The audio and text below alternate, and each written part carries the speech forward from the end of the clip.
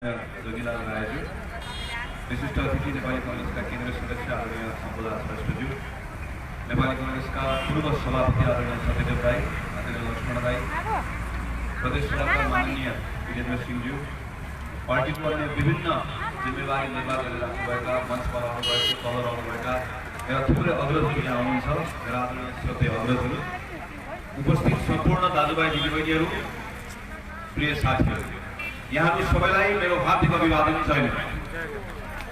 म प्रशान्ति लगायत नगर कार्य समितिका सम्पूर्ण साथीहरूलाई र पार्टीका अरू साथीहरूलाई पनि यति भव्य कार्यक्रम आयोजना गरेर मलाई कार्यक्रममा सहभागी हुने अवसर दिनुभएकोमा धन्यवाद दिन चाहन्छु। आजभन्दा ठिक 3 वर्ष अगाडि, करिब 3 वर्ष अगाडि संसदको बैठकको रोस्टरमा यसै गरी गर्दा उभिएर प्रधानमन्त्री केपी शर्मा ओलीलाई बधाई दिँदै गर्दा मैले के कुराहरू भनेको थिएँ त्यो अहिले सम्झेर संविधान बन्ने महत्त्वपूर्ण ऐतिहासिक काम भर्खर सम्पन्न गरेर आएको छ। तपाईँ इतिहासको सबैभन्दा बलियो प्रधानमन्त्री बीपी कोइरालाले पाएको भन्दा, जीपी कोइरालाले पाएको भन्दा धेरै महत्त्वपूर्ण अवसर तपाईँले पाउनुभएको छ। तपाईँलाई धेरै सजिलो पनि छ। तपाईँलाई सम्पूर्ण रूपमा मेरो सहयोग गर्छ। तपाईले कुनै किन्तु परन्तु भन्न पाउनु। अब तपाईले काम गर्नुपर्छ। अब तपाईले परिणाम दिनुपर्छ। तपाईले घोषणा पत्रमा जे लेखेर र देशभरि घुम्दा डुल्दा जे बोलेर जनतालाई वाचा गर्नुभएको छ, म तपाईलाई यही संसदमा उभिएर ती वाचाहरू पटक पटक पढेर सम्झाउनेछु।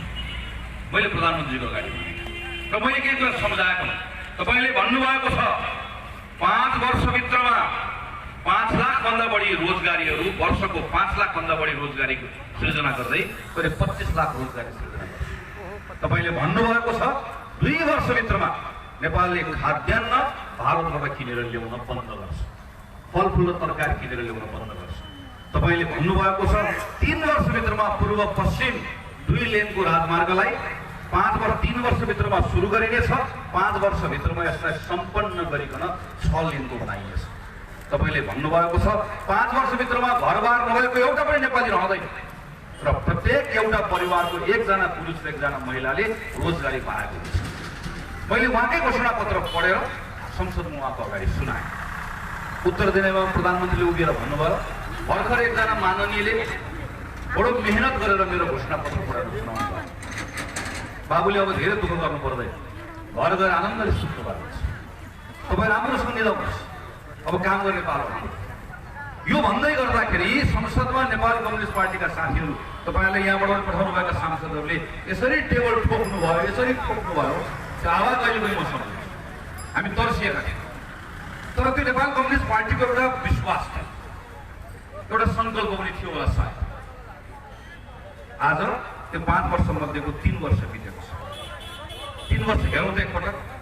नेपाली कम्युनिस्ट पार्टीको साथीहरू पनि कोही हुनुहुन्छ होला, इमान्दारितापूर्वक घर गएर एकपटक एक्लै बसेर आफूलाई प्रश्न गर्नुहोस्, यो 3 वर्षभित्रमा एउटा क्षेत्र देखाउनुहोस्, विद्यालय देखाउनुहोस्, स्वास्थ्य केन्द्र देखाउनुहोस्, खेत खलियान कुनै एक ठाउँ देखाइदिनुहोस् जहाँ कुनै एउटा कम्युनिस्टले मेरो पार्टीको सरकारले 3 वर्ष देश चलाउँदै गर्दा यो ठाउँ बदलियो भनेर भन्ने एउटा ठाउँ कसैले देखाइदिनुहोस्। कसैले देखाउनुहोस्, एउटा ठाउँ देखाउनुहोस्। कति रोजगारी सृजना, कति उद्योग धन्दाहरू खुले, कति किसानको दिन फेरियो यो 3 वर्षमा। यो 3 वर्षभित्रमा अघिल्ला सरकारहरूले गरेको कामहरूलाई त्यसको फेरेस्त पढेर सुनाऊ। हिजो उद्घाटन गरेको पुल फेरि उद्घाटन गरे, हिजो शिलान्यास गरेको भवन फेरि शिलान्यास गरे, हिजो ल्याएको बिजुलीको बत्ती बालेर हामीले उज्यालो बनायो भने यी नौटङ्की बाहेक एउटा इमान्दारितापूर्वक कसैले भनिदियोस्, कसैले भन्न सक्दैन। अनि म भगवान्सँग के भनेर प्रार्थना गर्थेँ भने, हे ईश्वर, प्रधानमन्त्री केपी शर्मा ओलीको सरकारले राम्रो काम त गर्नै सक्दैन, नराम्रो काम नगरिदिनुहोस्। नराम्रो काम मात्र गरिदिएन भने पनि 5 वर्षपछि धन्यवाद भनेर भन्नुभएको। तर भयो, भगवान्ले पनि पुकार सुने। उसको 5 गते प्रधानमन्त्री केपी शर्मा ओलीले संसद विघटन गरिदिएर राम्रो काम त गर्नुभएको थिएन। हामी सबैले पनि कल्पनै नगरेको नराम्रो काम गर्नु। हामी एउटा घनघोर अँध्यारोतर्फ जाने हाम्रो अवस्था भएको छ। एउटा राजनीतिक अनिश्चितताको यात्रा प्रारम्भ गर्ने अवस्था भएको छ। हेर्नुहोस् त, हिजो मात्रै पत्रिकामा सूचना निस्क्यो। सूचना के भयो निस्किएको छ कि नेपालीहरूलाई कोरोना भ्याक्सिन दिनको लागि मसँग पैसा छैन, त्यसैले संसारभरिका दाताहरू मैले खुत्रुकेको माथि खुल्ला राखेको छु, कृपया मेरो भुड्कोमा पैसा हालिदिनु होला भनेर नेपाल सरकारले हिजो मात्र आह्वान गरेको छ। तपाईँ हामीलाई खोप लगाउनुको लागि किन पैसा छैन? पैसा कति चाहिन्छ? 20-30 अरब चाहिन्छ। 20-30 अरबको खोप लगाउनलाई पैसा माग्छ, तर गर्दै नगर्नुपर्ने 30-40 अरब लाग्ने चुनाव हाम्रो थाप्रोमा लगेर खोप गर्छ। फेरि भन्छ मैले बडो जनताको बिचमा काम गरेको छु। हाम्रो समय खेर फाल्यो, हाम्रो अवसर खेर फाल्यो। हामी सपनाको मलामी जानुपर्ने, आफ्नै सपनाको मलामी जानुपर्ने अवस्थामा हामीलाई पुर्याएको थियो। 2053-54 सालतिर यस्तै अवस्था थियो नि। संसद हुन्थ्यो, पार्टीहरू लड्थे, कसको एउटा सरकार बन्थ्यो, अर्को सरकार जान्थ्यो, कहाँ पुग्छ थाहा थिएन। दरबारको षड्यन्त्र, माओवादीको षड्यन्त्र, सिङ्गो देशभित्र खालको कोलाहल, अनिश्चिततातर्फको सधैँभरिको हाम्रो यात्रा, यो सबै अलमलबाट बाहिर निस्कने कोसिस गरेको हो नि। र 2060-62 को आन्दोलन पछाडि यत्रो लामो समयको राजनीतिक संक्रमण पछाडि संविधान बनाएर हामीले भनेको के हो? अब हामी अगाडि बढ्छौँ, अब हामी पछाडि फर्कन्नौँ, अब अगाडि मात्रै जाने हो। अनि हाम्रो प्रतिस्पर्धा केमा हो? अगाडि जाने गतिमा हाम्रो प्रतिस्पर्धा हो। नेपाल कम्युनिस्ट पार्टीले भन्यो म छिटो पुर्याउँछु, हामीले भन्यो म छिटो पुर्याउँछु, जनताले उनीहरूलाई पत्यायो, उनीहरूलाई दियो। प्रतिस्पर्धा त गतिमा हो नि। तर अहिले आएर के भयो? यत्रो लामो यात्रामा यहाँ आइसके पछाडि हामी कहाँ फर्केका छौँ? फेरि हामी 54-55 साल, फेरि हामी 20 वर्ष पछाडि फर्क्यौँ। 20 वर्ष पछाडि फर्किए पछाडि फर्कने यात्रालाई हामीले के भन्छौँ? प्रतिगमन भनेर भन्छौँ। प्रतिगमन रोकिएन भने यो अगाडि जाँदै जाँदैन, यो त पछाडि हिँड्न थालिसक्यो। 53-54 सालपछि के आउँछ? 53-54 सालबाट पछाडि फर्कँदै गएर 17 साल आउँछ। 53-54 सालबाट अगाडि जाँदैन। हामी अगाडि गयौँ भने पो हाम्रो यात्रा निरन्तर अगाडि जान्छ। हामी त पछाडि जान थाल्यौँ। प्रधानमन्त्रीले नेपालको यात्रालाई पछाडि फर्काउनु, त्यसैले प्रधानमन्त्री केपी शर्मा ओलीले देशलाई फेरि 50 को मध्यतिर फर्काउनु भयो। यो प्रतिगमनतर्फको यात्रा हो। प्रतिगमनतर्फको यो यात्राका विरुद्धमा त्यस कारणले गर्दा एक ढिक्काबार मजबुत भएर काङ्ग्रेस उभिनुपर्छ र फेरि बाउन्स गरेर त्यसलाई फर्काएर यो गाडीलाई हामीले अगाडितिर हेर्नुपर्छ। यो त्यस कारणले गर्दा हामीले के भन्यौँ?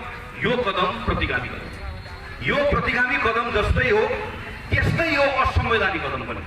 हामीले त्यत्तिकै यसलाई असंवैधानिक भनेको होइन। 2047 सालको संविधानमा हामीले एउटा व्यवस्था गरेका थियौँ, धारा 53(4)। हेलो, धारा 53(4) मा हामीले लेखेका थियौँ कि संसदबाट निर्वाचित भएको प्रधानमन्त्रीले चाह्यो भने संसद विघटन गर्न सक्छ, गर्न पाउँछ। राजाले प्रधानमन्त्रीले भनेपछि त्यसलाई मानिबक्सने छ। हामीले ठ्याक्क लेखेका थियौँ। संसदमा हाम्रो बहुमत थियो, हामीले बहुमत सम्हाल्न सकेनौँ। संसद विघटन गर्यो, देश चुनावमा गयो। सही गर्यो कि गलत गर्यो? गलत गर्यो। गलत गरेको हुनाले गर्दा जनताले चुनावमा हामीलाई हराएन। त्यो गलत थियो, तर असंवैधानिक थिएन। किन थिएन? किनकि संविधानमा गर्न पाइन्छ लेखेको थियो। तर त्यसको केही समय पछाडि मनमोहन अधिकारीले पनि त्यही धारा प्रयोग गर्नुभयो, सूर्यबहादुरले पनि त्यही धारा प्रयोग गर्नुभयो, शेरबहादुरले पनि त्यही धारा प्रयोग गर्नुभयो। पटक पटक हाम्रो संसद विघटनको प्रयासहरू भए। 60 सालको आन्दोलन भयो, 65 सालको आन्दोलन भयो। आन्दोलनपछि संविधान सभा आयो। संविधान सभा पहिलो र दोस्रोमा हामीले लामो छलफल गर्यौँ र त्यसपछि हामी एउटा निष्कर्षमा पुग्यौँ। त्यो निष्कर्ष जहाँ जुन थलोमा बसेर पुग्यौँ र जहाँ हस्ताक्षर गर्यौँ, त्यो हस्ताक्षर त्यहाँ विद्यादेवी भण्डारी राष्ट्रपतिजीको पनि, केपी शर्मा ओली प्रधानमन्त्रीजीको पनि हस्ताक्षर छ। त्यो दस्तावेज हामीले के लेख्यौँ? हामीले लेख्यौँ नेपालमा हामी फरक खालको संसदीय व्यवस्थाको अभ्यास गर्नेछौँ। हामी 165 जना निर्वाचित गरेर लानेछौँ, तर 110 जनालाई हामी समानुपातिक सूचीबाट लिएर जानेछौँ। तपाईँहरूमध्ये कतिजनालाई समानुपातिक सूची मन नपर्न सक्छ, तर हामीले मन नपरे पनि किन राखेको? किनकि नेपालको संसदको टेबल हेर्दै गर्दा, संसदको कोठा हेर्दै गर्दा नेपाल जस्तो देखिनुपर्छ। पुरुष पनि देखिनुपर्छ, महिला पनि देखिनुपर्छ, टोपी लगाएको पनि देखिनुपर्छ, धोती लगाएको पनि देखिनुपर्छ, जनै लगाएको पनि देखिनुपर्छ, जनै नलागेको पनि देखिनुपर्छ। सबै खालका मानिसहरू त्यो संसदको कोठामा देखिनुपर्छ। महिला पुरुष सबै देखिनुपर्छ, काठमाडौँ कर्णाली सबै देखिनुपर्छ, मधेस हिमाल सबै देखिनुपर्छ, दलित गैर दलित सबै देखिनुपर्छ। यो सबै खालको मानिसहरू हामी जब संसदमा देख्छौँ अनि बल्ल त्यो नेपालको प्रतिनिधित्व संसद हुन्छ। यो चुनावबाट मात्रै नहुन सक्छ, सिधा चुनावबाट भनेर हामीले सँगसँगै समानुपातिको व्यवस्था पनि गर्यौँ। यतिले मात्र पुग्दैन, यो संसदले प्रधानमन्त्री बनाउँछ। तर बनाएको प्रधानमन्त्रीले एकपटक प्रधानमन्त्री बनेपछि उसलाई खिचपिच गरिराख्लान्, दुःख दिइराख्लान् भनेर संसारको कुनै पनि संविधानमा नभएको एउटा व्यवस्था हामीले गर्यौँ। त्यो भनेको 2 वर्षसम्म प्रधानमन्त्री भएपछि उसलाई बनाउने मानिसहरू प्रधानमन्त्रीको खिलाफमा गए पनि उसलाई हटाउन नपाउने। केपी ओलीलाई भोट दिनुभएको प्रचण्ड र माधव पक्षका सांसदले गएको 2 वर्ष चाहनु भएको बहुमत भएको भए पनि प्रधानमन्त्रीलाई हटाउन सक्नुहुन्न थियो। हामीले हाम्रो संविधान व्यवस्था गर्यौँ। यतिले मात्र पुग्दैन, हामीले त्यस पछाडि के भन्यौँ भने यो संसद विघटन गर्न पाउने, जुन अघि मैले पढेर सुनाएँ धारा 53(4), यसको व्यवस्था संविधानमा राख्दै नराख्ने। त्यही भएर हामीले हाम्रो संसदमा बहुमत प्राप्त प्रधानमन्त्रीले संसद विघटन गर्न पाउने कुनै पनि खालको व्यवस्था गर्दै गरेनौँ, सधैँ छैन, हाम्रो संविधानमा लेखेकै छैन। त्यसैले त तपाईँले केही दिन अगाडि संविधान सभाको अध्यक्ष सुभाष नेमाङले पहिला भन्नुभएको भिडियो एकपटक सुन्नुभयो, ठ्याक्कै मैले बोलेको जस्तो बोल्नुभएको छ। प्रधानमन्त्रीले गर्नै पाउनु नभएर भन्नुभएको छ। अहिले बिचरा लुक्नु भएको छ, भाग्नु भएको छ, बालुवाटारको राप र तापको कारणले गर्दा बोल्न सक्नु बोलिसकेको छ। तर बोल्न सक्ने बेलामा सुभाष नेमाङले बोलेको पनि त्यही नै हो। म त आज सर्वोच्च अदालतमा अहिलेको महान्यायाधिवक्ता अग्नि खरेल के भनेर बहस गर्नुहुन्छ भनेर सुन्न एकदम आतुर छु। किन अग्नि खरेलले बोलेको भिडियो पनि 2-3 दिन अगाडि हामीले हेऱ्यौँ। उहाँ पनि हिजो संविधान सभाको सदस्य हुँदै गर्दा ठ्याक्कै मैले बोलेको जस्तै बोल्दै हुनुहुन्थ्यो। हाम्रो बोली फेरिन्न, कमरेडको बोली फेरिएको छ। तर कमरेडको बोली फेरिए पनि इतिहासको रेकर्डमा ती सबै कुराहरू छ। संविधानमा एउटा अक्षर लेख्दै गर्दा छलफल के गर्यो भन्ने कुरा हामी सबैलाई थाहा छ। त्यसैले आदरणीय अग्रजहरू, आदरणीय साथीहरू, यो बेलामा कुनै पनि अल्मल राख्न आवश्यक छैन। यो संविधानमा हामीले व्यवस्था गरेका छैनौँ। तपाईँ नागरिक हो, तपाईँ नागरिकले संविधानले नगर भनेको, कानुनले नगर भनेको कुरा नगर्नुहोस्, बाँकी कुरा गर्न पाउनुहुन्छ। तर वडा अध्यक्ष हुनुहुन्छ, यहाँ रौतहटका मेयर साहबहरू हुनुहुन्छ, जनप्रतिनिधिहरू हुनुहुन्छ, हामीहरू सांसद छौँ। हामी जनप्रतिनिधिले के कुरा बुझ्नुपर्छ, नागरिक र हाम्रो फरक के हो भने नागरिकले कानुनले भनेको कुरा नगर भनेको कुरा बाहेक सबै गर्न पाउँछ, तर जनप्रतिनिधिले कानुनले गर भनेको कुरा बाहेक केही पनि गर्न पाउँदैन। कुनै पनि कुरा अरू त्योभन्दा बाहेक गर्न पाउँदैन। संविधानले के भन्छ, बहुमत प्राप्त गरेको प्रधानमन्त्रीलाई तिमीले संविधान विघटन गर, तिमीले संसद विघटन गर्न पाउँदैनौ भनेर भन्छ। पाउँदैन भने पनि पाउँदैन। जे कुरा गर्ने हो त्योभन्दा बाहेक अर्को कुरा गर्नै पाइँदैन। जे कुरा गर्ने हो त्योभन्दा बाहेक अर्को कुरा गर्यो भने त्यसलाई हामी के भन्छौँ, अनधिकृत काम भनेर भन्छौँ। हाम्रो यहाँको नागेन्द्र राय पार्टी सभापति हुनुहुन्छ। नागेन्द्र रायले हाम्रो नगर कमिटीको अध्यक्ष प्रशान्तलाई अहिले आजदेखि तिमी नगर कमिटीको सभापति छैनौ भनेर हटाइदिनु भयो भने प्रशान्तले के भन्नुहुन्छ, यो काम काङ्ग्रेसको विधान सम्मत भएन, सभापतिज्यू विधान सम्मत भएन भनेर भन्नुहुन्छ। अनि विधान सम्मत भयो कि भएन भनेर छलफल हुन्छ। तर नागेन्द्र रायले नेपाल कम्युनिस्ट पार्टीको यहाँको नगर अध्यक्ष दिल्ली अधिकारीलाई निकालिदिनु, के भन्नुहुन्छ दिल्लीजी? विधानमा लेखेकै छैन। अब के भन्नुहुन्छ दिल्लीजी? कुन विधानसभा? त्यसलाई के भन्नुहुन्छ, यो अनधिकृत भयो। तपाईँले कहाँबाट निकाल्न पाउनुहुन्छ? काङ्ग्रेसको सभापतिले नेकपाको नगर अध्यक्षलाई निकाल्न पाउँछ हो? ठ्याक्कै अहिले प्रधानमन्त्रीले संसद विघटन गरेको भनेको अहिले हाम्रो सभापतिले यहाँको नेकपाको नगर सभापति निकालिएको जस्तै। यसलाई हामी के भन्छौँ, अनधिकृत काम भनेर भन्छौँ। त्यसैले त पूर्व प्रधान न्यायाधीशले भन्नुभयो, अदालतमा यो मुद्दामा बहसै हुने होइन। पहिलो प्रथम दृष्टिमा, प्रत्यक्ष दृष्टिमा प्रधान न्यायाधीशले मुद्दा हेरेपछि यस्तो अनधिकृत काम गर्न पाइन्न बाबु भनेर पठाइदिनु भयो। किन पठाउनु भएन पछि थाहा हो। तर यो अनधिकृत काम, अवैधानिक काम हो, असंवैधानिक काम हो। हाम्रो संविधानले यसलाई छिन्दैन। फेरि हेर्नुहोस् त, प्रधानमन्त्रीले के भनिराख्नु भएको छ अस्ति भर्खर राष्ट्रिय सभामा, तपाईँले सुन्नुभयो। राष्ट्रिय सभामा प्रधानमन्त्री के भनिराख्नु भएको छ, 65% सांसदको मलाई समर्थन थियो। अर्थात् मैले जब राजीनामा दिए, संसद विघटन गरे, त्यो बेलासम्म 65% सांसदको मलाई समर्थन थियो। अर्थात् संसदमा मलाई कुनै पनि अप्ठ्यारो थिएन। अब संसारमा एउटा देश देखाइदिनुहोस् मलाई कसैले, संसदमा अप्ठ्यारो नहुँदै पनि संसद भङ्ग गर्ने एउटा देखाइदिनुहोस्। त्यसो हो भने त नेपालको संविधानमा एउटा धारा थप्नुपर्छ, धाराको शीर्षक के राख्नुपर्छ भने सन्कन पाउने, प्रधानमन्त्री सनक्क सन्किएको बेलामा संसद विघटन गर्न पाइनेछ। नभए के हो, तपाईसँग बहुमत छ, संसदमा केही पनि अप्ठ्यारो छैन। ल हिजो संविधानमै हुँदै गर्दा पनि गिरिजाप्रसादले किन भङ्ग गर्नुभयो? संसदमा अप्ठ्यारो पर्छ। आफ्नै साथीहरूले भोट हाल्नुभयो। शेरबहादुर मनमोहनले किन अप्ठ्यारो भङ्ग गर्नुभयो? किनकि संसदमा अप्ठ्यारो पर्छ, उहाँलाई अविश्वासको प्रस्ताव आयो। सूर्यबहादुरले किन गर्नुभयो? अविश्वासको प्रस्ताव आयो। शेरबहादुरले किन गर्नुभयो? आफ्नै पार्टीको सांसदले अप्ठ्यारो पार्नुभयो पार्टीको। तर अहिले प्रधानमन्त्री के भन्दै हुनुहुन्छ? म 65% को प्रधानमन्त्री हो, तलमाथि केही पनि भएको थिएन, बहुमत प्राप्त प्रधानमन्त्री हो। अनि बहुमत प्राप्त प्रधानमन्त्रीले सन्किएको घरमा संसद भङ्ग गराउने हो भने ल वैशाखमा निर्वाचन होला। वैशाखमा निर्वाचन हुन्छ, असारमा भङ्ग हुन्छ, फेरि भदौमा निर्वाचन हुन्छ, असलमा भङ्ग हुन्छ। गर्न पाइने हो, जहिले गर्ने पनि हो, जहाँ गर्ने पनि हो, कहीँ पनि हुँदैन। बेलायतमा कुनै बेला विन्स्टन चर्चिल भन्ने प्रधानमन्त्री हुँदै गर्दा उनले एउटा शिक्षा सम्बन्धी विधेयक लिएर गए। उनको विधेयक फेल भयो अनि उनले के भने अब फेरि विधेयक लिएर आउँछु, यो मेरो विधेयक पास भयो भने संसद अगाडि बढ्छ, यो मेरो विधेयक फेल गर्ने हो भने त्यो बेलामा म फेरि संसद भङ्ग गरिदिन्छु। संसार पनि यही हुन्छ। बरु अहिले प्रधानमन्त्री केपी शर्मा ओलीले यसको पक्ष विपक्षमा बहस भयो, म संसदमा एमसीसी लिएर आउँछु, यो एमसीसी पास भयो भने संसदले मलाई पास गर्यो भने म संसद मान्छु, संसद भङ्ग गरिदियो भने म यो संसदले पास गर्दैन भने म संसद भङ्ग गर्छु भन्नेको भए असंवैधानिक हुँदाहुँदै पनि कम्तीमा एउटा तर्क हुन्छ। अरू कुनै पनि विधेयक मैले उदाहरण मात्र एउटा तर्क, तर एउटा तर्क पनि पाइन्न। त्यस कारणले गर्दा हामीले भन्यौँ यो असंवैधानिक छ, अनधिकृत छ, अवैधानिक छ। आदरणीय साथीहरू, प्रधानमन्त्रीको अक्षमता र अहङ्कारको भारी आज सिङ्गो देशले बोक्नु परेको छ। अक्षमता र अहङ्कार मात्र होइन, म सँगसँगै अर्को कुरा पनि सम्झन्छु, चरम असंवेदनशीलताको कुरा पनि म सम्झन्छु। कोभिडको प्रभावले सिङ्गो देश घरमा बन्द बन्ने अवस्था, तपाईँहरू सबैजना घरमा थुनिएर बस्नु। अहिले पनि हाम्रो अवस्था हामीलाई सामान्य भएको भन्ने लागेको छ, भएको छैन।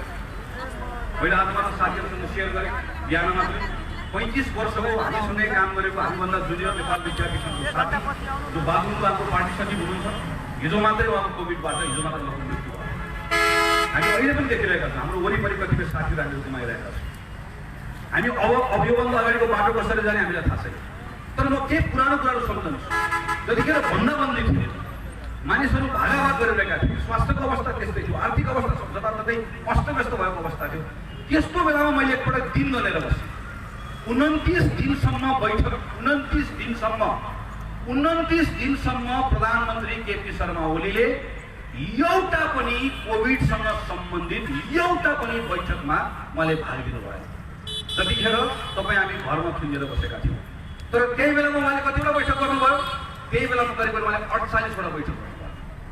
प्रधानमन्त्री दौडिनु, कुद्नुभयो, रातभरि 18 घण्टा काम गर्नु, तर एउटा काम पनि तपाईँ र मसँग सम्बन्धित थिएन।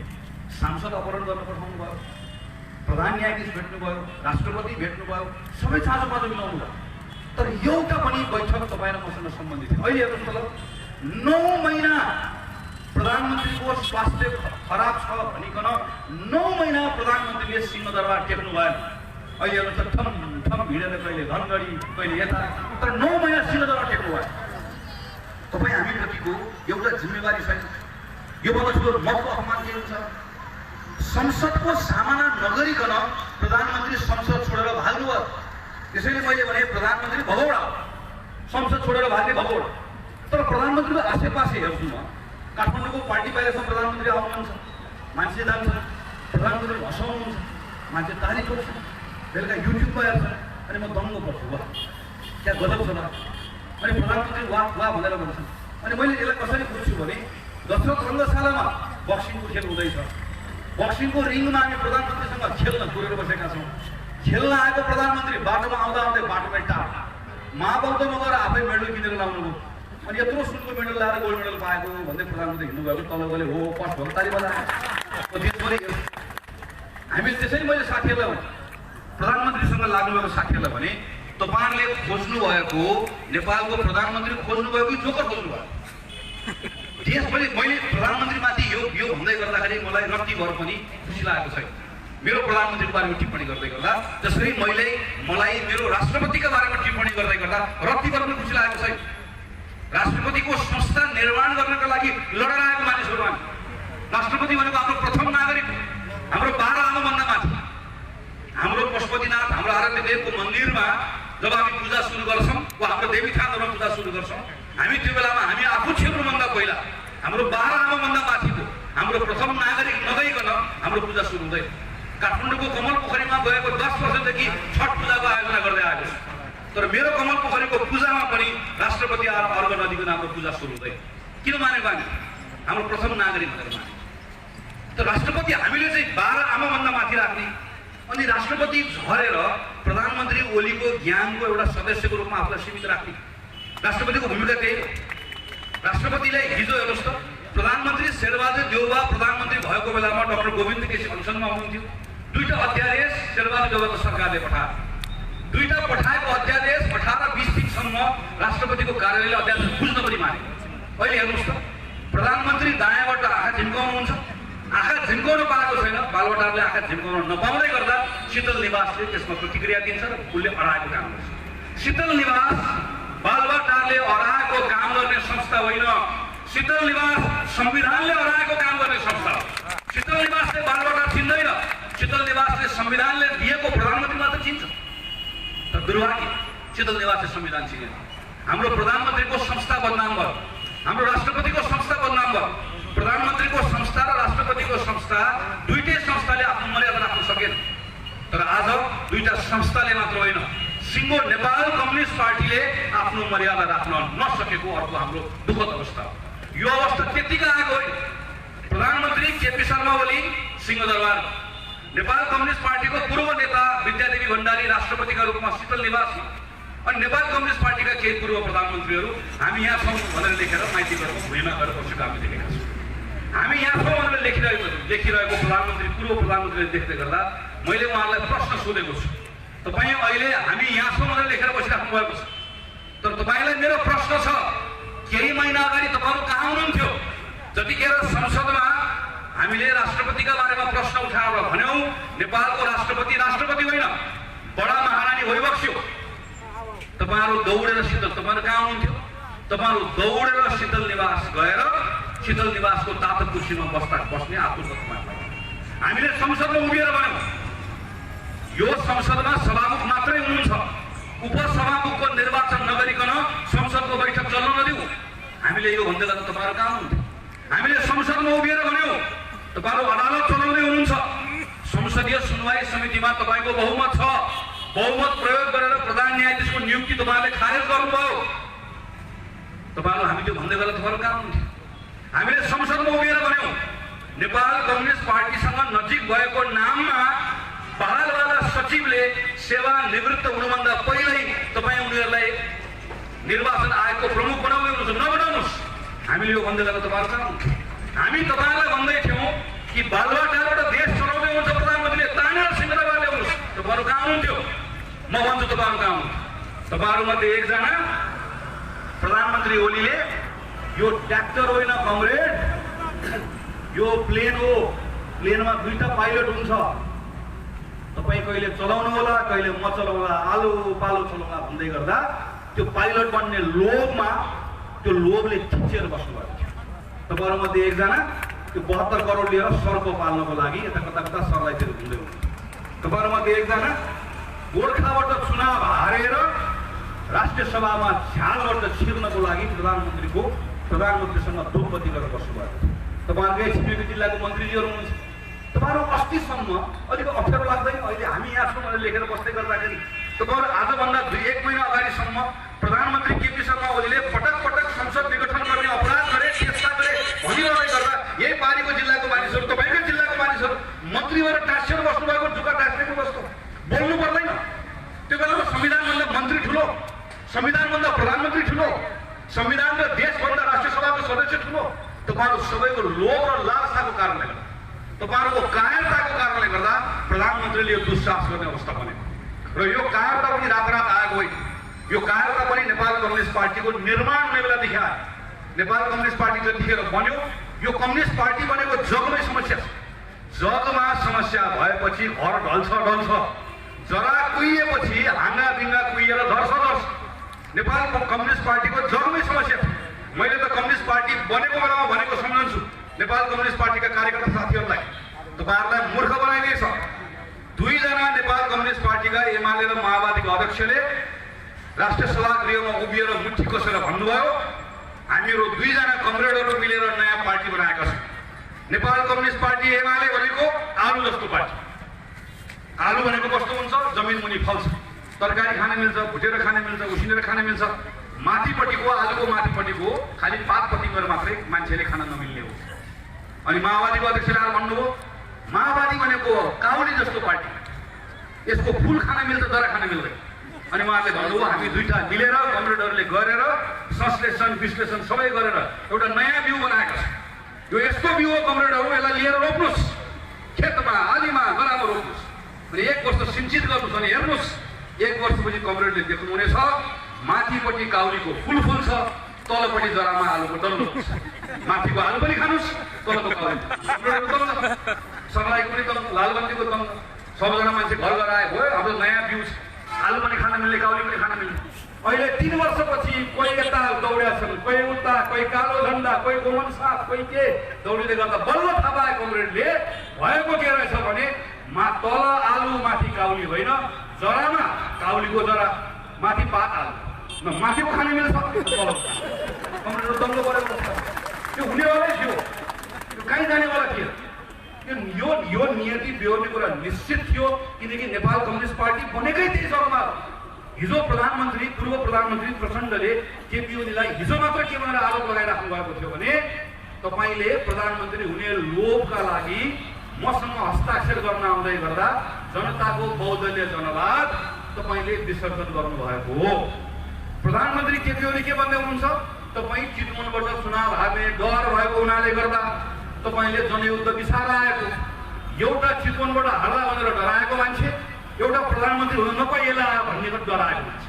दुईटा डराएका कमरेडहरूले आफू सुरक्षित हुनको लागि नेपाल कम्युनिस्ट पार्टी बनाए, जुन कहिले पार्टी नै थिएन। यो पार्टीले यो नियति बेहोर्ने पर्ने बेहोर, कम्युनिस्ट पार्टी विगत हुनुपर्ने भयो। त्यसको चिन्ता होइन, मिल्नुहोस्, भत्काउनुहोस्, जे गरे गर्नुहोस्। अहिले पनि हेर्नुहोस् त यत्रो भइसकेर गर्दा पनि लोलो पोतो आत्मआलोचना गर्नुहोस्। कमरेड तपाईँलाई फिर्ता बोलाउने छ, तपाईँले 2 खुट्टा जोडेर माफी माग्नुभयो, ढोग्नुभयो, तपाईँलाई फिर्ता बोलाउने छ। अझै पनि बोलिरहेका छ, अझै पनि भनिरहेका छ, अझै पनि भन्ने हिम्मत छैन। तपाईँले अपराध गर्नुभयो, अपराधीसँग जे जस्तो गर्नुहोस्, हात मिलाइन भन्ने अझै आँट छैन। त्यसैले हाम्रो सन्दर्भ, हाम्रो चासो उहाँहरू मिल्नुहुन्छ कि मिल्नुहुन्न होइन। हाम्रो चासो संसदको पुनर्स्थापना पनि होइन, संसदको पुनर्स्थापना त हुन्छ। हाम्रो चासो संविधानको पुनर्स्थापना। यो संविधान रातारात त्यसै बनेको होइन। यो संविधानमा हाम्रो सपना योसँग जोडिएको छ। संविधान आफैमा यसलाई खाना लाउन दिने होइन। संविधानको अक्षर आफै हिँड्दैन, आफै बोल्दैन। संविधानको अक्षर मृत हुन्छ। यसलाई जीवन दिने भनेको हाम्रो कर्मले, तर यसको आत्मा के हो? यसको आत्मा भनेको जनविश्वास। यो संविधानमा एउटा विश्वास, यो संविधानको यात्रा हामीले अगाडिसम्म लामो समयसम्म बढाउने भन्ने एउटा सङ्कल्पका साथ यो संविधान हामीले बनायौँ। यो संविधानमाथि यत्रो ठुलो घात भएको छ, अदालतमा विषयमा बहस छ। यो संविधान अहिले गयो, प्रधानमन्त्रीले गर्नुभएको यत्रो असंवैधानिक कदम, यति नाङ्गो संविधानमाथिको दुरुपयोग पनि यो ठिक हो भन्ने ढङ्गले गयो भने यो बाटो यहाँ रोकिँदैन। तपाईँको प्रदेश पहिला जान्छ, त्यसपछि तपाईँको स्थानीय सरकार जान्छ, त्यसपछि यो संविधान जान्छ। पालै पिलो एकपछि अर्को, त्यसपछि कहाँ जान्छ? त्यसपछि एउटा अँध्यारो सुरुतर्फ देश जान्छ। त्यसैले हामी सम्मानित अदालतमा भनिरहेका छौँ, हामी अदालतलाई प्रभावित पार्न चाहन्नौँ, त्यो पनि भनिराख्नु पर्दैन। अदालत प्रभावित हुँदैन भन्ने कुरामा हाम्रो विश्वास। कसैले बोलेर अदालत प्रभावित हुन्छ? प्रधानमन्त्री केपी ओलीले दिनमा 3 पटक न्यायाधीशहरूलाई धम्काइराख्नु भएको छ। अस्ति प्रधान न्यायाधीशले वक्तव्य निकाल्नु, प्रधान न्यायाधीशलाई उहाँले के भन्नुभयो? जागिरे हो भनेर भन्नुभयो। तपाईँलाई अलिकति पनि शरम लागेन? यही मीनबहादुर रायमाझी अनुप्रास शर्मा होइन, यही मीनबहादुर रायमाझी अनुप्रास शर्मा हो जसले हिजो राजा ज्ञानेन्द्रले शाही आयोग बनाएर शेरबहादुर र प्रकाश मानलाई थुन्दै गर्दाखेरि राजाको शाही आयोग खारेज गर्ने यही प्रधान न्यायाधीशहरू। यी त्यो बेलामा जागिरे नभएका भए आज ज्ञानेन्द्रले बनाएको कालकोठीको थुनिएर बस्नुपर्ने अवस्था छ। त्यो बेलामा थपडी। अनि आज यही प्रधान न्यायाधीशले त्यो पनि अदालतको बारेमा होइन, आफ्नो धारणा बोल्दै गर्दा धम्की। धम्की पूर्व प्रधान न्यायाधीशले होइन, प्रत्येक दिन धम्की प्रधानमन्त्री आफूले दिइराख्नु भएको छ। हामीले तत्कालीन प्रधान न्यायाधीश सुशीला कार्की माथि महाभियोग लगाउने गलत काम गर्यो। तर हामीले गलत काम गरेको बेलामा हाम्रो त्यो गलत कामलाई गलत भनेर बोल्ने प्रधान न्यायाधीशहरू, पूर्व प्रधान न्यायाधीशहरू अहिले पनि रेकर्ड छ। त्यो बेलामा तत्कालीन नेपाल कम्युनिस्ट पार्टीको अध्यक्ष केपी शर्मा ओलीले के भन्नुभएको थियो? त्यो बेलामा यस्तो हुनुपर्छ, गजब साहस भनेको यो। तपाईँको पक्षमा बोल्दै गर्दा साहस, संविधानको पक्षमा बोल्दै गर्दा जागिने। आज सबै प्रधानमन्त्री केपी शर्मा ओलीको भाट हुनुपर्ने, सबै तपाईँले नचाउने जङ्गली हुनुपर्ने। कोही मान्छेको विवेक छैन, मान्छेले आफ्नो विवेक बोल्दैन। त्यसैले प्रधानमन्त्रीजी धम्काउन छोडिदिनुहोस्। तपाईँको धम्कीबाट तपाईँको पार्टीभित्रका जोकरहरू डराउला, हामी कोही डराउँदैनौँ। विवेक भएको मान्छे कोही डराउँदैन र मलाई विश्वास छ अदालत पनि डराउँदैन। अदालतप्रतिको त हाम्रो भरोसा हो। बिपी कोइरालाको हात कतिवटा फाँसीको मुद्दा लिएर बिपी कोइराला आउनुभएको थियो नेपाल, मलाई भन्दा अग्रजल थाहा छ। तर फाँसीको मुद्दा लिएर आउँदै गर्दा पनि बिपी कोइराला अदालतमा उभिएर बयान दिएर भन्नुभयो मेरो सबैभन्दा ठुलो विश्वास अदालतमा छ, हाम्रो विश्वास अदालतमा छ। अदालतले न्याय गर्छ भन्ने विश्वास, अदालतले विवेक पुर्याउँछ भन्ने विश्वास।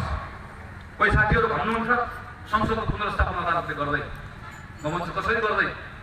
अदालतमा विवेक भएका मानिसहरू छ। अदालतका न्यायाधीशहरूले केमा टेकेर फैसला गर्ने? संविधानमा टेक्नुपर्छ। अनि संविधानमा धाराका प्रधानमन्त्रीले को बकबक गर्न पाउनुहुन्छ, फोरी बोल्न पाउनुहुन्छ, न्यायाधीशले पाउनुहुन्छ। न्यायाधीशले त संविधानको धारा टेक्नुपर्छ, कानुनको धारा समात्नुपर्छ। तर कानुनमा धाराका छ कहीँ पनि छैन। त्यस कारणले गर्दा संविधानले बनाएको यो अदालत संविधानको रक्षा गर्न सक्षम छ भन्ने हाम्रो विश्वास। अदालतप्रतिको हाम्रो भरोसा, न्यायाधीशहरूप्रतिको हाम्रो भरोसा, त्यो न्याय आउँछ, विवेक आउँछ भन्ने भरोसा। त्यसपछि नेपालको राजनीतिले एउटा कोर्स लिन्छ। हामी संसदमा जान्छौँ, संसदपछि फेरि देश निर्वाचनमै जान्छ। ढिलो चाँडो जाने निर्वाचनमै लामो समयसम्म यो फ्र्याक्चर्ड म्यान्डेट, भत्किएको म्यान्डेट भत्कियो। नेपाल कम्युनिस्ट पार्टी गयो, नेपाल कम्युनिस्ट पार्टीले पाएको 5 वर्ष सरकार चलाउने काङ्ग्रेसले होइन। हाम्रो कुनै लोभ राख्नु पनि हुन छाडा परिसक्यो। जसले सरकार चलाउने मौका पाएको, जनादेश पाएको, उसको जनादेश खारेज भइसके पछाडि यस्तो अवस्थामा के गर्ने? यो जनताले नै फैसला गर्ने। जनताको फैसला भनेको निर्वाचन हो। त्यसैले हामी ढिलो चाँडो आउने बाटो भनेको निर्वाचनले, तर निर्वाचनमा जाने बाटो भनेको संविधानलाई पुनर्स्थापना गरेर संसदको बाटो गरेर निर्वाचन जाने हो। योभन्दा दायाँ बायाँ अर्को हामीसँग बाटो छैन। र यही बिचमा हामीले अरू केही कुराहरू प्रश्न बनाउनु छ। जब जब शासकहरू कमजोर बन्छन्, जनताको आकांक्षाहरूलाई सम्बोधन गरेर उनको जीवनमा परिवर्तन ल्याउन असफल हुन्छन्, त्यो बेला उनले जनताको मनभित्र एउटा खालको डर सृजना गर्छ, एउटा अप्ठ्यारो सृजना गर्छ। अनि उनीहरूलाई आएर के भन्छन् भने यो डरबाट तिमीलाई मुक्ति म दिन्छु भनेर भन्छन्। त्यो कस्तो भने गाउँबाट उडौँठेलो केटा हुन्छ नि, हाम्रो गाउँतिर जाने बाटो बनिरहेको छ। बाटो बनिरहेको ठाउँमा अलिकति हिलो, एउटा गाडी आएर फसिसकेपछि एउटा अलिक बलियो तर उडौँठेलो केटा आएर उसले आफूले गाडी तान्यो। गाडी तानेपछि गाडी आएको चालक खुस, त्यो गाडीमा बसेका मानिसहरू खुसी, धन्यवाद दिएर उसलाई 1000 रुपियाँ पनि दियो, गयो खुसी भएर। एकछिनपछि हेरेको त केटो के गर्छ भनेको त फेरि ल्याएर चाहिँ पानी हाल्दो रहेछ। एकछिन अर्को गाडी आउँछ, फेरि फस्यो, वरिपरि कसै सक्दैन, जिउसँग छ, जिउडाले मिलेको छ, फेरि गाडी तान्छ, फेरि 1000 रुपियाँ, फेरि खुस। पहिला उसले अप्ठ्यारो सृजना गर्छ, कसैले हल गर्न सक्दैन भन्ने अवस्था बनाउँछ, अनि आफूले आएर हल गर्छ। अनि त्यो सबै मान्छे समस्या, जसलाई समस्या परेको ताली बजाउँछ। शासकहरू मानिसहरूको मैले बाहेक कसैले गर्न सक्दैन। हेर्नुहोस् त, कोही मानिस बसेर आएका छन्, उसले के भनेर आएका छन् भने हाम्रो धर्म खतरामा छ, हाम्रो हिन्दू धर्म खतरामा छ, कसैले जोगाउन सक्दैन, मैले जोगाउँछु भन्छ। यसो इतिहास पढ्दा हेर्नुहोस् त, हिजो जसले हाम्रो मन्दिरको मूर्ति जोगायो, मौका परेको बेला मूर्ति लिएर भाग्यो, त्यसले तपाईँले मेरो धर्म जोगाइदिन्छ। तर भनिदिन्छ हामीले हो जस्तो लाग्छ, हामीले पर्साइन्छ हामीले। अनि अर्को आएर के भन्छ, उठो मधेस, जागो मधेस, मैले बाहेक कसैले सक्दैन, गए सकाए मधेसलाई भन्छ। अनि यसो आएर काठमाडौँतिर आएर हेर्नुहोस् त, उसले डर देखाइदिन्छ, सक्यो हाम्रो हाम्रो हाम्रो मधेसीको पहिचान, हाम्रो सहभागिता सबै कुरा सक्यो भने बनाइन्छ। त्यस्तै गरिकन योभन्दा पनि खतरनाक को हुन्छ जसले के भन्छ भने जात र धर्मभन्दा पनि खतरा चाहिँ यस्तो शासक हुन्छ जसले यो देश डुब्न लाग्यो भने भन्छ। देश त डुब्न लाग्यो, यसलाई तार्ने माझी कोही पनि छैन, तार्ने माझी भनेको म मात्रै हो भनेर आउँछ। ठ्याक्कै अहिलेको हाम्रो प्रधानमन्त्री यस रूपमा आउनुभएको छ। भारतले एकतर्फी नक्सा जारी गर्यो गएको वर्षको मङ्सिरमा। नक्सा जारी गर्न साथै सबैभन्दा पहिला नेपाली काङ्ग्रेसको सभापतिले वक्तव्य निकाल्नुभयो, भन्नुभयो गलत, भारतको यो कदमको निन्दा गर्छौँ, नेपाल सरकारले तत्काल नक्सा जारी गर्नुपर्छ। नेपाल कम्युनिस्ट पार्टीको सांसदहरू, हामी काङ्ग्रेसका सांसदहरूले हामी भएको संसदीय समितिबाट धमाधम संसदको एउटा समिति, अन्तर्राष्ट्रिय समिति, संसदको अर्को समिति, राज्य व्यवस्था समिति, राष्ट्रिय सभाको समिति, पाल्दै पिलो सबै समितिले प्रधानमन्त्रीलाई बोलाएर भन्यो भारतले एकतर्फी नक्सा बनायो, नेपाल सरकारले नक्सा जारी गर्नुपर्छ। प्रधानमन्त्रीले के भनेर उठाउनु, कहाँबाट बनाउने, प्रेसबाट? नक्सा त छापिदिउला नि, नक्सा छापेर पो ठुलो भयो। त्यो कटाक्ष म अहिले पनि सम्झन्छु। फेरि मङ्सिर 10 गते काङ्ग्रेसले अर्को वक्तव्य निकालेर प्रधानमन्त्रीलाई सम्झायो। संसदको समितिले धमाधम बोले, प्रधानमन्त्रीले टेक्नु भयो, प्रधानमन्त्री हल्लिनु भयो। लगातार यो विषयमा संसदमा प्रश्नहरू उठिरह्यो, प्रधानमन्त्रीले मान्नुभयो। हामीले त्यो बेलामा नक्सा ननिकाल्दै गर्दाको यतिखेरको परिणाम के भयो, भारत सरकारले एकतर्फी रूपमा आफ्नो भूमि भन्ने दाबी गर्दै हाम्रो भूमिमा डोजर चलायो, बाटो बनायो। कहिले? वैशाख कोभिडको बीचमा सिङ्गो देश उठ्यो, काङ्ग्रेस उठ्यो, एमाले उठ्यो, माओवादी उठ्यो, राजपा उठ्यो, सबै उठ्यो, सबै देशबाट नेपालीहरू उठ्यो। संसदमा एउटा सांसद बाहेक देशभरिको सबै पार्टी एक ठाउँमा आएर भने यो हाम्रो भूमि हो, 1 इन्च भूमि पनि छाड्दैन, यो पार्टी त्यो पार्टी भन्ने छैन, प्रधानमन्त्री पनि हो। हामी सबै एक ठाउँमा आएर निर्णय गरेर भन्यो भारतलाई हामी भारतसँग मित्रवत सम्बन्ध चाहन्छौँ, भारत हाम्रो असल मित्र हो, असल मित्र रहिरहोस् भन्ने चाहन्छौँ। तर हामी हाम्रो सम्बन्ध समानताको आधारमा चाहन्छौँ। यो हाम्रो भूमि हो, इतिहासले भन्छ, प्रमाणले भन्छ हाम्रो भूमिमाथि बलियो छ भन्दैमा हामी तिमीलाई टेक्न दिन्नौँ। कसले भनेको? सिङ्गो देशले भनेको। हाम्रो नेतृत्व कसले गरेको? प्रधानमन्त्रीले गरेको। ताकत कसको? हामी सब एक ठाउँमा आएर भनेको होइन, हामी सब एक ठाउँमा आएर बोलेको होइन। तर प्रधानमन्त्रीको हेर्नुहोस् त, पटक पटक प्रधानमन्त्रीले भनेको कुरा हेर्नुहोस् त, मैले नक्सा बनाएको हुनाले गर्दा, नक्सा बनाएको मानिसको रिसको कारणले गर्दा मेरो पार्टीभित्रका मानिसहरू मेरो विरुद्धमा लागेका छन्, मेरो पार्टीभन्दा बाहिरको मानिसहरू मलाई हटाउन लागेका छन्। कसलाई भन्न खोज्नु भयो? कसलाई भन्न खोज्नु भयो? तपाईँसँग सूचना होला, भन्नुहोस् न त। को हो नेपालमा लिम्पियाद्वारा लिपुले काला पानीको नक्सा बनाएको हुनाले गर्दा, नेपालको हो भनेको हुनाले गर्दा प्रधानमन्त्रीका विरुद्धमा षड्यन्त्र गर्ने मान्छेको, व्यक्तिको, नागरिकको, पार्टीको, समूहको भन्न सक्नुहुन्छ? सक्नुहुन्छ, तर खेलिराख्नुहुन्छ। म अहिले पनि सम्झन्छु, जतिखेर हाम्रो प्रधानमन्त्रीले बोल्नु हो, त्यो बोलिरहेको बेलामा भारतको एउटा टेलिभिजन च्यानलले, जी टेलिभिजनले प्रधानमन्त्रीको बारेमा अनाप शनाप गर्यो। प्रधानमन्त्री र चीनको राजदूतको फोटो राखेर यिनीहरू दुईजनाको बिचमा प्रेम सम्बन्ध छ, इस्किया भनेर बनाएको म सम्झन्छु। त्यो बेलामा को बोल्यो? सबैभन्दा पहिला हामी बोल्यौँ, संसदमा बोल्यौँ, लेखेर बोल्यौँ, माइकमा बोल्यौँ र भन्यौँ खबरदार, हाम्रो प्रधानमन्त्रीसँग घरभित्रको असहमति होला तर हाम्रो प्रधानमन्त्रीको अपमान गर्न पाइँदैन। जी टेलिभिजन लगाएर टेलिभिजन नेपालमा बन्द गर, यससँग उभियो। तर 2 दिन अगाडि त्यही मान्छे जसले हाम्रो सिङ्गो अपमान गर्यो, जसको टेलिभिजन च्यानल नहेर्ने भनेर हामीले भन्यौँ, आह्वान गरेर हेरेन, ज्वाइँलाई स्वागत गरेको जस्तो घरमा बालबच्चामा बोलाएर माला लगाएर अन्तर्वार्ता दिएर उसैको अगाडि सारा यही नै सबै कुरा बनाएर गएको। 2 दिन पछाडि गएर के गर्दैछ उहाँ गएर हिजो जी टेलिभिजनमा गएर सगरमाथा भारतको भन्ने समाचार बनाएर गयो। अर्कोलाई बोलाउनुहोस्, यसै गरिकन पाल्नुहोस्, बालोटा ल्याएर खुवाउनुहोस्, दिनुहोस् अन्तर्वार्ता, र उसले गएर नेपाल पनि हाम्रो हो, ओली पनि हाम्रो हो भनेर भनिदिन्छ। यो अवस्थामा पुऱ्याउँछ। यो मैले किन भनेको? हामी देशका यस्ता संवेदनशील विषयहरूलाई घरभित्रको, आफ्नो पार्टीभित्रको, देशभित्रको हाम्रो आफ्नो पक्ष बलले बनाउनको लागि यदि प्रयोग गर्छौँ भने त्योभन्दा अवसरवादीहरू कोही पनि हुँदैन।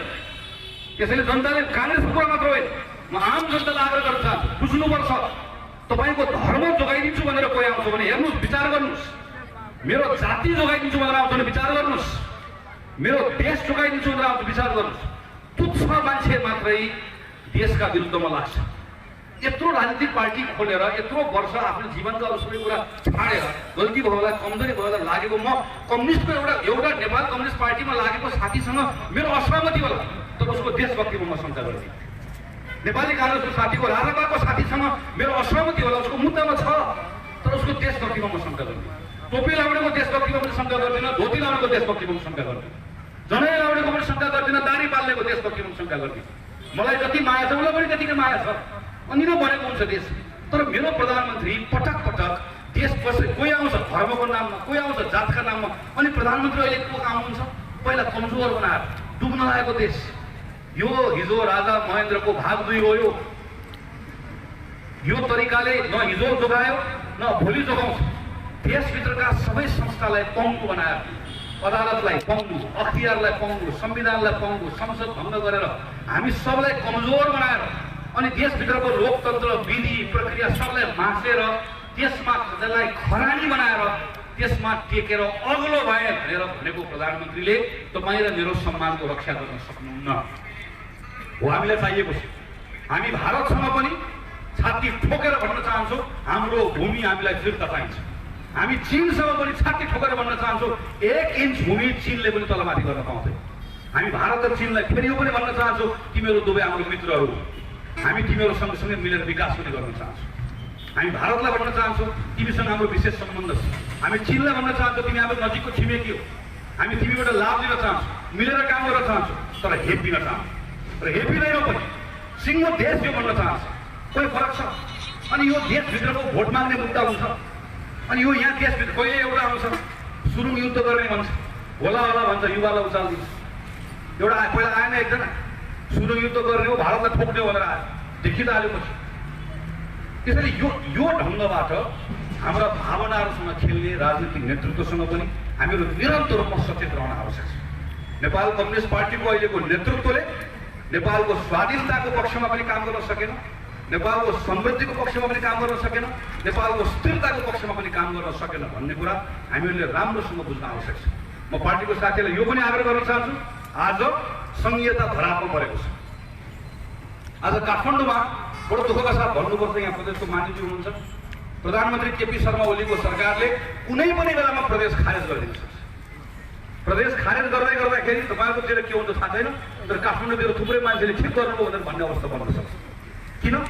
कारण छ, एउटै कारण के छ, प्रदेशको सरकारले प्रदेशको इज्जत जोगाउन सकेन, प्रदेशको सरकारले प्रदेशको सरकारको रूपमा काम गर्न सकेन। यत्रो प्रदेश नम्बर 2 को प्रदेशको सरकार यत्रो ठुलो कोरोनाको सङ्कट परेको बेलामा नेपाल कम्युनिस्ट पार्टीको बाँकी रहेको प्रदेश सरकारको बारेमा त मेरो केही भन्नु छैन। प्रदेश नम्बर 1 को प्रदेश नम्बर 5 को यसो उहाँहरूको भाषण सुन्छु, ठ्याक्कै फोटोकपी माथिको प्रधानमन्त्री जस्तो ठ्याक्कै फोटोकपी गरेर निकालेको जस्तो प्रदेश नम्बर 1 को मुख्यमन्त्री, बोल्ने पनि त्यस्तै, भन्ने पनि त्यस्तै, गण्डकी अर्को फोटोकपी, सबै फोटोकपी मुख्यमन्त्री भएको ठाउँमा धेरै भन्नु छैन। तर प्रदेश 2 त अर्को पार्टीको हो नि, प्रदेश 2 त प्रतिपक्ष हो नि। प्रदेश 2 को सरकारले मात्रै ठिक ढङ्गले काम गरेको भए आज त्यसको ताकतको आधारमा संघीयताका विरुद्धमा कदम चाल्ने बारेमा सोच्न पनि नसक्ने अवस्था बन्थ्यो। हामी हुन दिन्नौँ, हामी त्यो अवस्थामा जान दिन्नौँ, त्यो बिल्कुल फरक अवस्था। तर त्यो जानका निम्ति जसरी मैले भने नेपाल कम्युनिस्ट पार्टीभित्रका नेताहरूको महत्त्वाकांक्षाले प्रधानमन्त्रीलाई संविधान खाने दुस्साहसको अवस्थामा पुर्यायो। देशका प्रदेश सञ्चालन गरिरहेका पार्टीहरूको कमजोरी असक्षमताको कारणले गर्दा प्रधानमन्त्री केपी शर्मा ओलीलाई संघीयता खाने महत्त्वाकांक्षा पलाउने अवस्थामा पुर्याएको छ। नेपाली कङ्ग्रेस त्यस कारणले गर्दा यो विषयका सन्दर्भमा पनि तल गएर भन्न जानुपर्छ। हामीले जनतालाई प्रश्नसँग गएर बताउनुपर्छ, काङ्ग्रेसको यो बेलाको मुद्दा भनेको संविधानको पुनर्स्थापनाको मुद्दा हो, देशलाई सही ट्र्याकमा लिएर आउने हो। यो संविधानमा तपाईँलाई मन नपरेका थुप्रै कुरा होला, मलाई मन नपरेको कुरा होला, यहीँभित्र पनि हामीले मधेसको मुद्दा, जनजातिको मुद्दा, भाषाको मुद्दा, थुप्रै नागरिकताको मुद्दाहरू सम्बोधन गर्नका लागि काङ्ग्रेसकै पहल कदमीमा हामीले संविधान संशोधनको प्रस्तावहरू दर्ता गरेका छौँ। र संविधान संशोधन हुन्छ, कति कुरा सच्याइन्छ, हाम्रो धर्मको संस्कृतिका थुप्रै विषयका मुद्दाहरूको बारेमा हाम्रो आफ्नो मतहरू होला, छलफलको विषय बन्ला, बहसको विषय बन्ला। संविधानभित्र सबै कुराहरूको लागि ठाउँ राख्दै हामीले संविधानका मूल स्पिरिट, यो संविधान बनाउँदै गर्दा हामीले ल्याएको संघीयता समावेश लगायतका यी तमाम मुख्य मुद्दाहरूलाई समातेर अगाडि जाँदै गर्दा कतिपय मुद्दाहरूलाई हामी संशोधन गर्दै मिलाउँदै लिएर पनि जाउँला। तर आज मलाई मन परेन आज मलाई अलिकति फाइदा भयो भन्ने कुरालाई मानेर हामीले संविधान भत्काउन थाल्यौँ, संविधानको नट बोल्टो खुस्काउन थाल्यौँ, संविधानको चक्का पाङ्रा खुस्काउन थाल्यौँ भने यो संविधान तल झर्छ, दुर्घटना हुन्छ। त्यसैले रोक्ने अहिले हो। गिरिजाप्रसाद कोइरालाको नेतृत्वमा शान्ति प्रक्रिया सम्पन्न गर्यौँ। हामीले घोषणापत्रको टुप्पोमा यो लेख्छौँ। सुशील कोइरालाको नेतृत्वमा संविधान निर्माण गर्यौँ, त्योभन्दा मुनि यो लेख्छौँ। अनि शेरबहादुर देउवाको नेतृत्वमा निर्वाचन सम्पन्न गर्यो, त्योभन्दा मुनि यो लेख्छौँ। अनि राष्ट्रपति विद्यादेवी भण्डारी र प्रधानमन्त्री केपी शर्मा ओलीले यही संविधान च्याप्दै गर्दा टुलु हेरेर बस्यौँ भनेर लेख्नुपर्ने दिन काङ्ग्रेसको नआओस्। हामीले प्रयास यसको लागि गर्ने। त्योभन्दा मुनि अर्को लाइन लेख्नुपर्छ। राष्ट्रपति विद्यादेवी भण्डारी र प्रधानमन्त्री केपी शर्मा ओली मिलेर यो संविधानलाई च्याप्ने प्रयास गर्दै गर्दा फेरि सिङ्गो काङ्ग्रेस एक ठिक्का भएर ती हातहरूलाई त्यही रोक्यो, संविधान बचायो भन्ने कुरा लेखेर जनताको बिचमा जाने। अदालतले यही पक्षमा निर्णय गर्छ भने विश्वास राखेर जाने। अदालतको निर्णय आएपछि के गर्नु हामीले भन्नै पर्दैन। अदालतको निर्णय ठिक आउँछ, नआइकन सुकै छैन। अदालतले संविधान सम्बद्ध निर्णय गर्छ, विश्वास राखेर जाने। जनताको बिचमा यही कुरा लिएर जाने। यति कुरा लिएर जाउँ, योभन्दा अरू के पनि गर्नु पर्दैन। म पार्टीको साथीहरूलाई आग्रह गर्छु, तपाईँ लालबन्दी यत्रो कार्यक्रम राख्नुभएको छ, अब वडामा जानुहोस्, गाउँमा जानुहोस्, टोलमा जानुहोस्, साथीहरूको बिचमा गएर भन्नुहोस्, सबलाई गएर भन्नुहोस्। काङ्ग्रेसले यो बेलामा लिएको पोजिसनको बारेमा भन्नुहोस्। काङ्ग्रेसले यो कदमलाई असंवैधानिक किन भन्यो भनेर भन्नुहोस्, अवैधानिक किन भन्यो भनेर भन्नुहोस्। नेपाल कम्युनिस्ट पार्टीभित्रको कलहको बारेमा बताउनुहोस्, जनताको मतको अपमान कसरी गर्यो यसको बारेमा बताउनुहोस् र एउटा भरोसा दिनुहोस् र नागरिकलाई भन्नुहोस् यो संविधानलाई ट्र्याकबाट बाहिर लिएर जाने जुन दुष्कर्म भएको छ काङ्ग्रेसले यसलाई रोक्ने ताकत राख्छ भनेर भरोसा दिनुहोस्। खास गरिकन युवा साथीहरूलाई भन्नुहोस्, 2015 सालमा बिपी कोइरालाको सरकार बनेको बेलामा राजा महेन्द्रले महत्वाकांक्षा नराखिदिनु भएको भए 30 वर्ष नेपालको खेर जाँदैन थियो। 30 वर्ष नेपालको खेर नगएको भए नेपालमा संसदीय व्यवस्था पनि रहन्थ्यो, संवैधानिक राजतन्त्र पनि रहन्थ्यो होला, केही फरक पर्दैन। तर हामीसँग 30औं वर्षको संसदीय अभ्यासले बलियो संस्थाहरू हुन्छ। हाम्रो देश अर्थतन्त्र अर्को ठाउँमा पुगेको, विकासको अर्को चरणमा देश पुगेको, आज हामी यो अवस्थामा हुँदैन। 30 वर्ष खेर भयो। 46 साल पछाडि हामीले काम गर्न जानेनौँ, काङ्ग्रेसको पनि कमजोरी भयो। दरबारको षड्यन्त्र, माओवादीको दुस्साहस, यसले गर्दा फेरि अर्को 20 वर्ष खेर गयो। 65 सालदेखि त लगातार संविधान भनेर अर्को 10 वर्ष हामीले बितायौँ। 75 सालमा 74 सालमा संविधान आयो। अनि यत्रो संविधान आएर भर्खर वामेश्वर लागेको बेलामा फेरि यो संविधानलाई धरापमा पारिदिने फालिदिने हो भने अनि के हुन्छ? अब को ल्याउने? राजा पनि हेऱ्यौँ, माओवादी पनि हेऱ्यौँ, कम्युनिस्ट पनि हेऱ्यौँ, स्थिरता पनि हेर्ने पो त। त्यसैले कोही चमत्कार गर्न कोही आउनेवाला छैन, गर्ने हामीले नै हो। यही व्यवस्थालाई मजबुत बनाउने हो। यही संविधानमा टेकेर यो यहाँभित्र भएका गल्ती कमजोरी सुधार्दै हाम्रो स्थानीय सरकार बनेको छ। यो पहिलो पटक छ, कति गल्ती भयो होला, कमजोरी भयो होला, गल्ती गरेर जनताले दण्ड दिन्छ, जनताले फैसला गर्छ। प्रदेश सरकार चाहिँ यसलाई बलियो बनाऊ, मजबुत बनाऊ, माथि जाउँ, बलियो बनाऊ, बदलिँदै जान्छ, सुधार हुँदै जान्छ। यो बाटोभन्दा अर्को विकल्प छैन। यो बाटो छोडेर म खास गरिकन कन्याहरूलाई भन्न चाहन्छु, यो अहिले गरेको यत्रो अपराधलाई हामी ठुलो हेरेर बस्यौँ भने मैले सम्झनु होला अर्को 20 वर्ष जान्छ। प्रधानमन्त्री केपी शर्मा ओलीले वैशाखमा चुनाव गराउने, अनि चुनावमा नेपाल कम्युनिस्ट पार्टी फुटेको बेलामा काङ्ग्रेस आनन्दले जित्ने, अनि सिंहदरबारमा गएर मजाले बस्ने, बालवाटारमा आनन्दले सुत्ने, यस्तो सपनामा नअल्मली प्रधानमन्त्री केपी शर्मा ओली संविधान खाने यात्रा प्रारम्भ गर्नुभएको छ। भागलाई एकपटक मान्छेको रगतको रस बसेपछि खाइ गर्छ, मान्छेले खान्छ, अरू खाँदैन। संविधानको एउटा धारा खाएको प्रधानमन्त्रीलाई अहिले रोकेनौँ भने अनि अर्को खान्छ, अदालतले पनि बुझोस्। संविधानमा लेख्दै नलेखेको धारा टेकेर संसद विघटन गर्न पाइन्छ भनेर अदालतले भनियो भने प्रधानमन्त्री केपी शर्मा ओलीले त्यही अदालत कुन दिन भङ्ग गरिदिनुहुन्छ। लेख्नु पर्दैन, अदालतले नलेखेको कुरा पनि गर्न पाइन्छ भनिदियो भने त्यो पनि भङ्ग गरिदिनुहुन्छ। त्यसैले यो विषय संविधानको र संविधानको विषय तपाईँ र मेरो भविष्यको। संविधान आफै विशिष्ट छ, संसारको उत्कृष्ट, म केही गफ गर्दिनँ, चाहिँ कुरा गर्दिनँ। यो संविधान तपाईँ हामीले बनाएको कति गल्ती छ, कमजोरी छ, तर हामीसँग यही छ, यसमै टेकेर जानु हो, विकल्प के छ? तर यो अहिले गयो भने अँध्यारो सुरुङतर्फको हाम्रो यात्रा हो। उज्यालो कहाँ छ मलाई बताइदिनुहोस् कसै। के हुन्छ वैशाख 17 पछि मलाई बताइदिनुहोस् कसै। वैशाख 17 पछि चुनाव नभएपछि के हुन्छ? के लेखेको छ?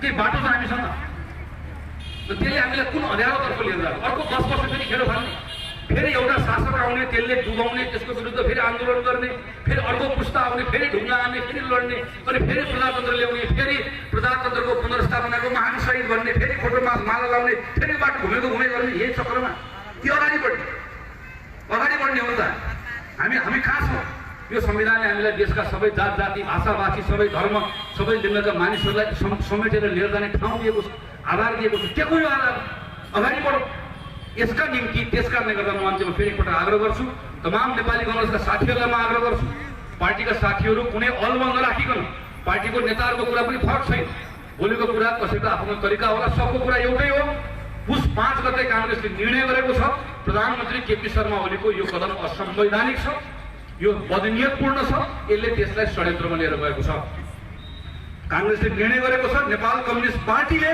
जनताको मतको अपमान गरेको छ काङ्ग्रेसले निर्णय गरेको छ यसका विरुद्धमा काङ्ग्रेस एक ठिक्का भएर उभिन्छ काङ्ग्रेसले निर्णय गरेको छ देशभरि पार्टीका साथीहरूले जनताको बिचमा गएर यो कुरालाई राख्नेछ काङ्ग्रेसले निर्णय गरेको छ संविधानको पक्षमा काङ्ग्रेसले जनमत बनाउनेछ माहौल बनाउनेछ यही हो काङ्ग्रेसको निर्णय यो निर्णयलाई लिएर तलतसम्म जान साथीहरूको बिचमा एउटा भरोसा कायम गर्नका निम्ति म तमाम पार्टीका साथीहरूलाई आग्रह गर्न चाहन्छु यो बेलामा जनता निराश भएका छन् तपाईँ हामीसँग पनि रिसाएका छन् रिसाएका जनतालाई आड भरोसा दिने काम काङ्ग्रेसको हो जनताको बिचमा गएर भन्नुपर्छ नाटिनुस् काङ्ग्रेस छ नाटिनुस् हामी छौँ नाटिनुस् बालबटारमा नपुगेला सिंहदरबारमा नपुगेला केही छैन तर तपाईँको भविष्य बिग्रन दिनु भनेर कसले भन्ने हो अहिले हामीले भन्नुपर्छ हामीले बताउनुपर्छ हामी जानुपर्छ यो भरोसा लिएर जनताको बिचमा जानका निम्ति तमाम पार्टीको साथीहरूलाई आग्रह गर्दै यति नै भनेर टुङ्ग्याउन चाहन्छु चुनावको लिएर चिन्ता नगर्नुहोस् चुनाव भनेको के हो भोट होइन भोट कसले हाल्यो जनताले हाल्यो नि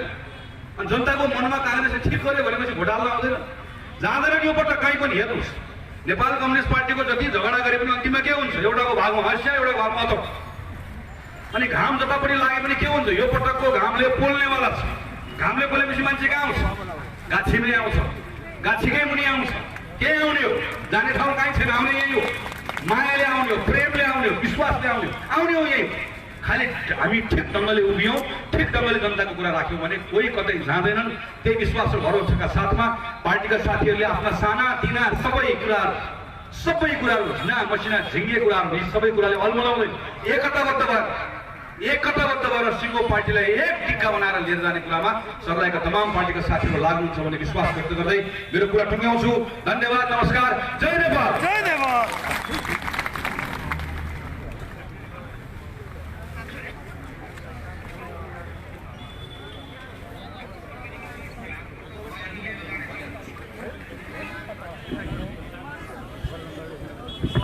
आफ्नो महत्त्वपूर्ण सार्वजनिक वक्तव्यका लागि युवाहरूका ढुकढुके आदरणीय गगन थापाप्रति हार्दिक कृतज्ञता ज्ञापन गर्दै हाम्रो महत्त्वपूर्ण समय छ यो महत्त्वपूर्ण समय भनेको विभिन्न दलहरू परित्याग गरेर लालबन्दी नगरबाट विभिन्न दलहरू परित्याग गरेर नेपाली काङ्ग्रेसमा प्रवेश गर्नुभएका साथीहरूको पार्टी प्रवेशको कार्यक्रम रहेको छ। यो पार्टी